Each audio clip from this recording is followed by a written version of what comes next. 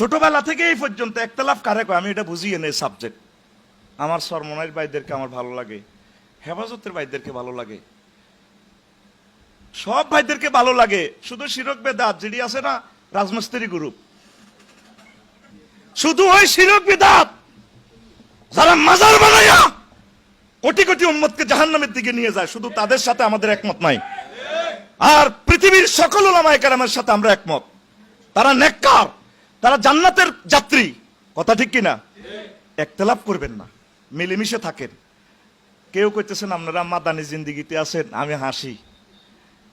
আমনে সুলাইমান আলাইহিস সালামের ফলা তো বেশি দামি ফলা ন, ফিলিস্তিনের এই ফলা গুণ 2 লাখ নবী রাসূলের ফলা। কয় লাখ?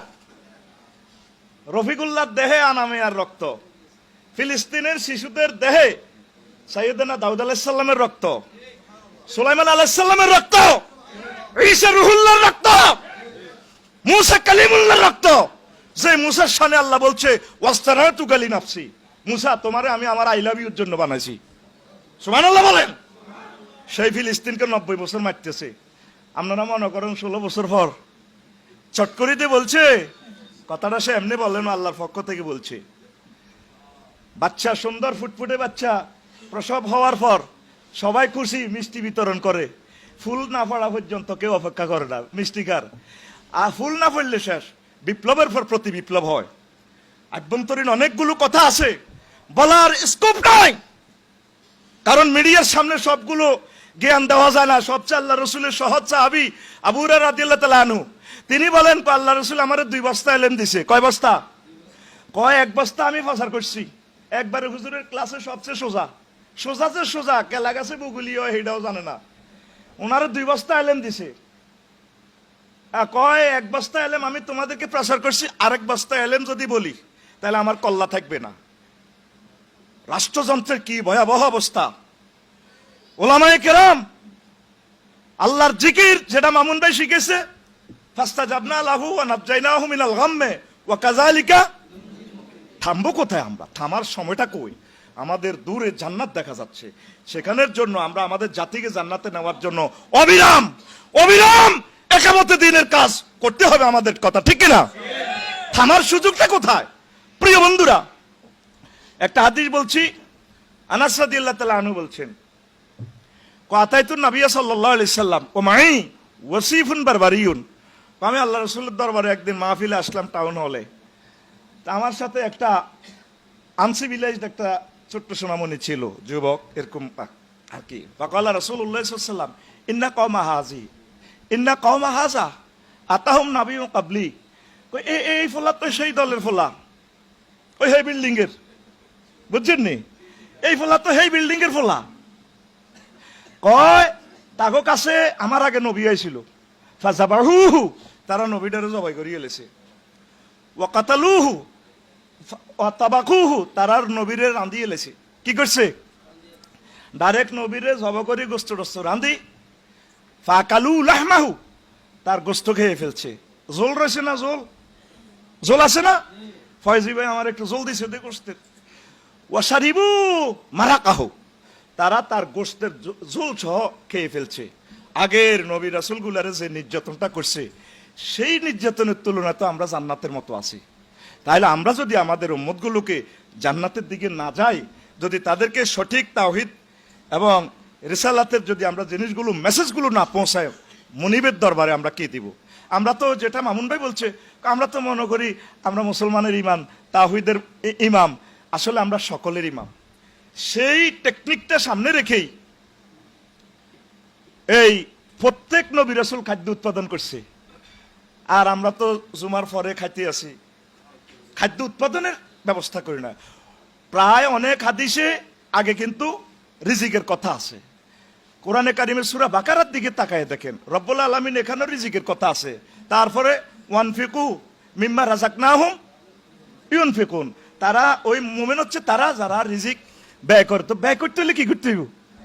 আয় করতে হইবে। এই আয়কে সামনে রেখে বাংলাদেশ ইসলামী ব্যাংক এই মেসেজটা দেওয়ার জন্য, ভুল ত্রুটি থাকবে, কাজ করতে গেলে ভুল হবে।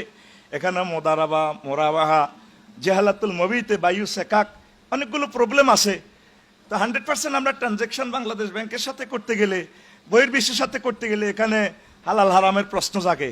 তবুও তো চেষ্টা করতেছি, যেখানে নামাজের সময় নামাজ হয় আমরা চেষ্টা করতেছি। এই সুন্দর একটা জবাব দিয়ে আমরা এই প্রতিষ্ঠানকে, এটা আল্লাহর জন্য বলছি, এখানে আসছি তাদের জন্য নয়, আমরা আমাদের একটা ইকোনমিক্যালি একটা বড় প্রতিষ্ঠানের দরকার। রব্বানা আতিনা ওয়াফিল আখিরাতে, এই কথাটা কেন বলছি? এই যে 10,000 12,000 টাকার জন্য হুজুরের দিকে চাই যান, আমি আমার কলবের দিকে মোতাবাজ্জি আছি, আমার কলব হযরত মুরিদের পকেটের দিকে মোতাবাজ্জি আছে।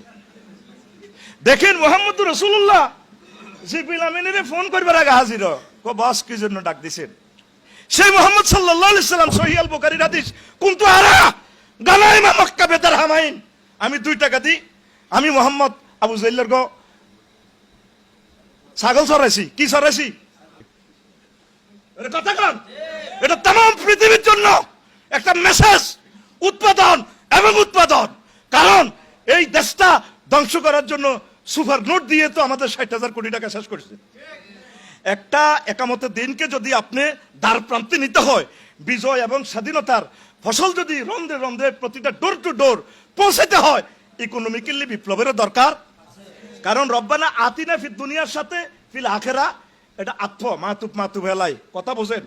কথা কি কষ্ট হচ্ছে? মুসা আলাইহিস সালাম পর্যন্ত ছাগল চড়াইছে, শুধু বিয়াল্লাই। ক বছর? 10 বছর। কয় বছর? এ ছাগল চড়াই এমন বরকত হয়েছে ফাহারমে, এক কূপ থেকে কিছু পানি খাওয়াইছে, কই ও এবছর যা ছাগল হইব তুমি ভাইবা। এবার ওই কূপে এমন বরকত দিছে আল্লাহ, কালা রঙের হাজার হাজার ছাগল। আল্লাহ তো জানে এদিক কেন্দ্র দখল করণ লাগবো, মাল লাগবো, অস্ত্র টস্ত্র লাগবো। 10 বছর ছাগল ছড়া মাইয়া তো দুগা বিয়ে করলো। তারপরে এমন ছাগল হয়েছে কারণ ওই ফেরাউন্না ফাঁড়ারে তো সাইজ করতে হইব। তাইলে দেখেন, দেখা যায় কিন্তু ছাগল ছড়ানি প্রত্যেক নবী রাসূল আগে ছোট কাজ করছে, তারপর আল্লাহ রাব্বুল ইজ্জত তাদের মান সম্মান আর সজীবী নিয়ে গেছে। আমরা আলেমরা ছোট কাজটা করতে রাজি না, এক এবং নেক থাকতে রাজি না। এনা বাপ্পির যদি হুন্ডা দাও এতে কান্দির ভাড় ধরে, হে ফোন কর জেন্টামেন্টা সাগরিকা সবুজ যা কোনারে ফাঁত করে 10টা হুন্ডা 20টা গুন্ডা লো রেডি, ঠিক কিনা? আর আমি যদি নাজিম ভাইরে ফোন করি, ভাই আমি তো বিপদে আছি, মোস্তাক ভাইরে, ভাই ভাই আরো তো বোধ মারিয়ে লাগবো, আপনি এরকম বক্তৃতা দিলেন কা? আরে হুজুরে, আরে কবে তোরা মানুষ হবি রে ভাই, আমার দুঃখ লাগে। এক না থাকলে ইসলামী বিপ্লব সম্ভব, এক না থাকলে আমাদের প্রাণের প্রতিষ্ঠান আমরা টিকে রাখতে পারবো। What is the super note? এই যে টাকা, আমি তো সময় আমার অভাব, টাকাতে একটা নম্বর আছে, এই দেখেন জ ঢ, এরপরে না এটা ভর মারে দিবেন 5730। এই টাকাকে ধরেন, এটা আমরা জেনুইন নোট বললাম, এখানে 50টা সিগন্যাল আছে, ব্লাইন্ডের জন্য ব্লাইন্ড সিগন্যাল আছে। কেমন? টাকাতে একটা নম্বর আছে কিনা, তাহলে মেশিনে ধরতে পারবে যে এটা অরিজিনাল নোট, মানে জেনুইন নোট। আর একটা নোট হচ্ছে fact note. What is the fact note? Fact note হচ্ছে টাকাটা জাল, যে কোনো একটা সিনড্রোম নাই। হোয়াট কলস সুপার নোট? সুপার নোট কি? টাকা অরিজিনাল, পৃথিবীতে ধরার কোনো যন্ত্র, শুধু এই নম্বরে, এই যে 30 নম্বরে সাফাই দিছে, এই 500 টাকার নোট ধরেন 1 কোটি নোট, কয় কোটি? এটারে ব্যাংকের কিভাবে ধরবে? এটাকে বলা হয় সুপার নোট। এই সুপার নোট গুলা সাফাইয়া আমাদের দেশটা 62 সাল পর্যন্ত আমাদেরকে ঋণে ফেলে রেখেছে। কথা ঠিক কিনা? আল্লাহর রাসূল যেখানে শিখেছে আল্লাহুম্মা কফিনা বিহালালিকা হারামিকা ওয়াগনিনা মিন ফাদলিকা আম্মান সিওয়াক, কথা ঠিক কিনা? আল্লাহুম্মা ইন্নী আউযু বিকা মিন আরজালিল উমর। এরপরে এই হাদিসে আরো আছে ওয়া গালাবাতিদ দাইন ওয়া কাহরির রিজাল, কারণ ঋণের মতো জিল্লতি পৃথিবীতে আর আছে কিনা? আল্লাহ রাসূল প্রত্যেক নামাজের পর কেন বলতেন? তাইলে আমাদেরকে ঋণগ্রস্ত দিয়া শিক্ষানীতি ধ্বংস করে আমলাতান্ত্রিক প্রশাসন যন্ত্র, এমন কোন সেক্টর নাই যেটারে গণদর্শন করে ছাড়ে না। কথা বলেন? উত্তরণের পথ মানুষকে বুঝানো, সুন্দর করে মানুষের সাথে। মামুন ভাই যেটা বলছে ইমামুন নাস, আপনারা তো সাধারণ পাবলিকের লগে বসেন না, দরবার কারবারে থান না। না আমি না ওগুলো পছন্দ করি না। কথা ঠিক কিনা? আপনি তাদের সাথে মিশবেন, আপনি তাদের সাথে মিশবেন। মিশার পলিসিটাও আল্লাহ বলছে। মোহাম্মদ সাল্লাল্লাহু আলাইহি ওয়াসাল্লাম ছাগল চড়াইবার জন্য আসে নাই, টার্গেট হলো ওদের সাথে মিশে যাও, ওদের সাথে মিশে যাও, দাওয়াতি কাজ করতে সুবিধা হবে। কথা ঠিক কিনা? এরপরে মুসা আলাইহিস সালামকে আল্লাহ জাল্লা শানুর টেকনিক শিখাচ্ছে। মুসা, তুমি আমার লগে না গরম হয়ে যাও, ইযহাবা ইন্নাহু তাগা ফাকুলা লাহু কাওলান লাইয়িনা। তুমি আর তোমার ভাই তুমি তো গরম হয়ে যাও, মোবাইল টোবাইল তুই ভাঙি গেলাও, তবে তুমি যাইতেছ কেডারের কাছে, ইযহাবা ইলা ফিরাউন, হেতের কাছে যে দাও রে, ইন্নাহু তাগা আই ইন্নাহু কেডার, ইন্নাহু হেতে আর কি, কথা বুঝছেননি? তাইলে ফাকুলা লাহু কাওলান লাইয়িনান, তোমরা দোনোজন তার কাছে খুব মজার মজার সুন্দর করে করে কথা কইবা। ফালা আল্লাহু ইয়াতাযাক্কারু ওয়া ইয়াখশা, আশা করা যায় হাতে দাওয়াত কবুল করব, না করলেও তুমি বাঁচি যাবে কই। তো আল্লাহ আপনাদেরকে যে মিম্বর দিছে, এই মিম্বরে গণমানুষের সাথে মিশে তাদেরকে দাওয়াত দেন। আপনি মুসলমানের ইমাম নয়, আপনি হিন্দুদের ইমাম, তাদেরকে সেবা করেন, বুঝান, ভালোবাসেন, তাদেরকে সার্বিকভাবে মদিনার পথে নিয়ে আসেন। আর এই ব্যাংকের আমাদের যে ভালো ভালো কাজগুলা আপনি প্রিজাইড করেন, এভাবে বুঝান। ইসলামী অর্থনীতি ছাড়া আমাদের মুক্তির কোনো আসেনি। কারণ যতই ওয়াজ করি ভাই, ও মাস শেষে বেতন গুণ না হাইলে, কথা ঠিক কিনা? ওই কলব আনা ইমামুল লিমান হাদারা ওয়ামাই ইয়াহদির কলব থাকবো কিন্তু সভাপতির পকেটের দিকে। এই জন্য প্রত্যেকে ছোটখাটো ব্যবসা বাণিজ্য শুরু করেন, দুগা গরু ফালেন, তাহলে আপনার অর্থনীতি ডেভেলপ হবে। জনগণ কিন্তু কুফা বর্ষার মতো হয়ে গেছে। আপনার উমাইর ইবনে সাহাব, এত বড় নেককার সাহাবীকে আল্লাহ রাসূল এই ওমর রাদিয়াল্লাহু তাআলা আনহু পাঠাইছেন কোথায়? হিমসের গভর্নর হিসাবে। কোথায়? হিমসের গভর্নর হিসাবে। ওরা ওনারে অনাস্থা দিয়ে লেছে, এই সুদখোর, এই খোর, এই খোর, বোঝেন না? অথচ দেখেন পৃথিবী বিখ্যাত লোক। এবার উনি কল করছে তারে নিয়ে আসো, উনি আসছে, ফাও এতটুকু পর্যন্ত খালানো।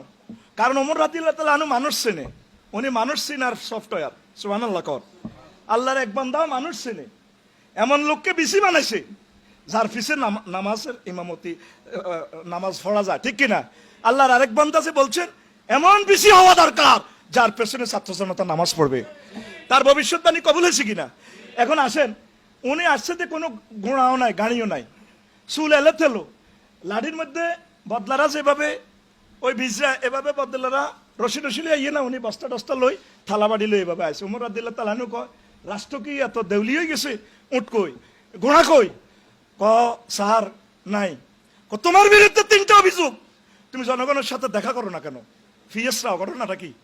ক আমিরুল মুমিনিন, দিন রেখে দিছি আমি মানুষের সেবার জন্য, রাত্র আমি ইবাদত বন্দিগি করি, এই জন্য দেখা হয় না।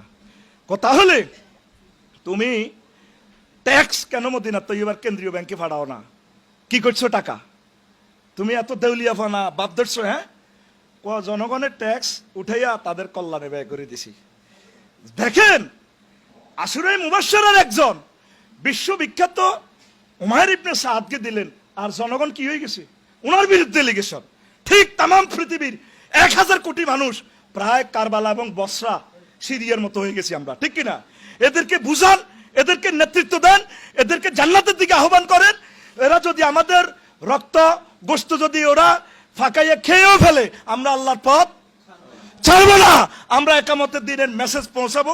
আল্লাহ আমাদের এই অর্গানাইজেশনকে, এই প্রতিষ্ঠানকে, অর্থনীতিকে, এই পৃথিবীর অন্যতম শ্রেষ্ঠ প্রতিষ্ঠান ইসলামী ব্যাংকের খেদমতকে আল্লাহ কবুল করুক। 100% সহিভাবে বিনিয়োগ করার তৌফিক বকশিশ করুক।